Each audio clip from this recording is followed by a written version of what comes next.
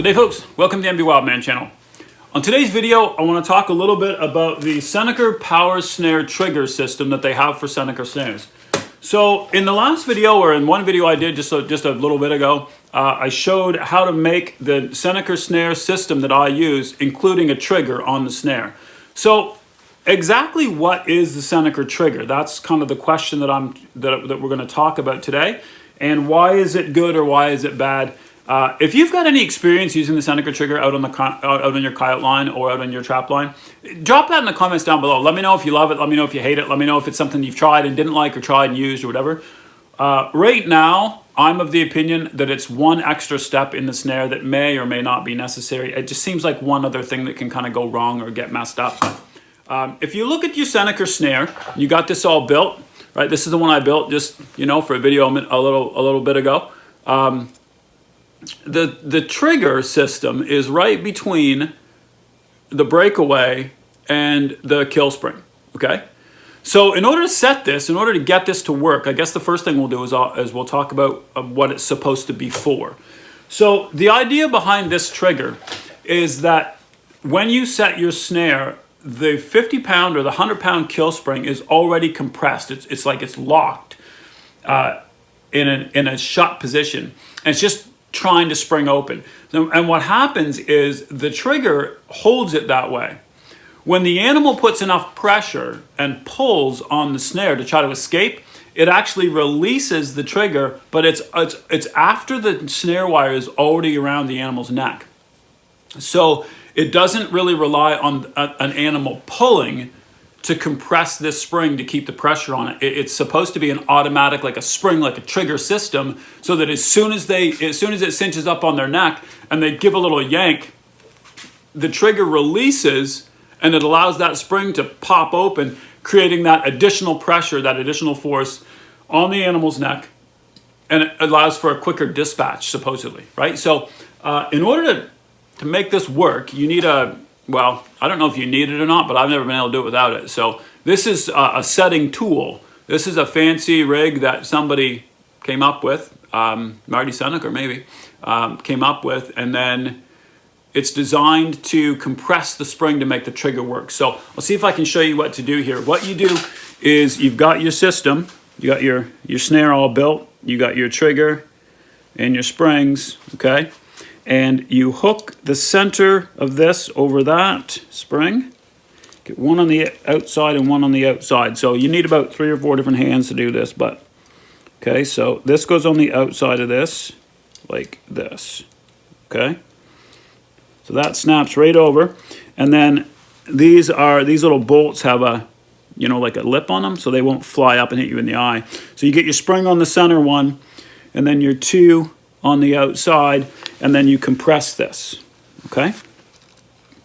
When you compress this down, it allows your trigger, which is in this hand right here, so it allows your trigger to be able to be connected, just like that, okay? Well, it's got to stay. Holy moly, that would have been nasty.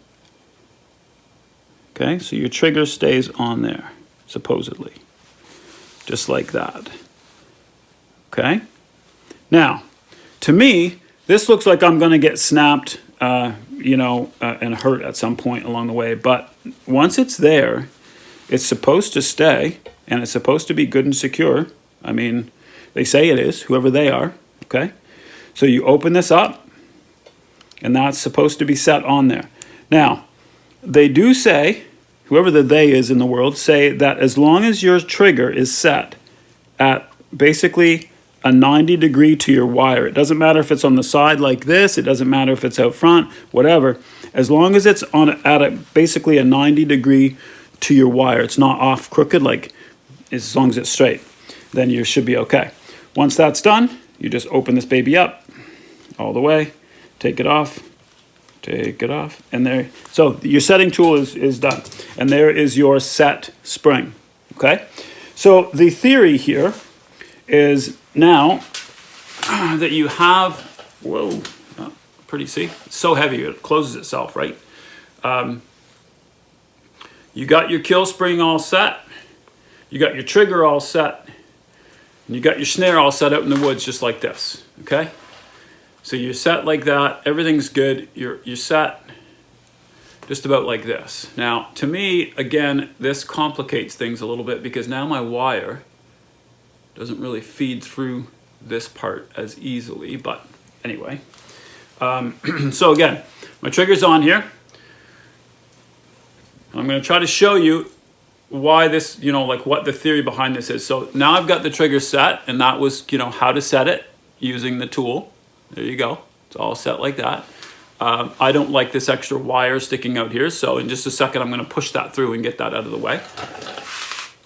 There. So now I'm at the top. Good. Okay, there we go. So I got my trigger set, and again, this is something that you're going to have to do out in the field. I suppose you could set a bunch of these in the garage, you know, before you went out and just go out in the field with them all set, but I don't see that being I see getting to the field without my setting tool and then having to figure out how to make one of these work without that fancy tool. So anyway, there we go. There's my trigger system all set, and this is out in the woods. So here's my animal. My handy dandy roll of paper towel. Here's my animal, right? Coming down the trail, do. My neck goes in here, and this slides down behind my ears, okay?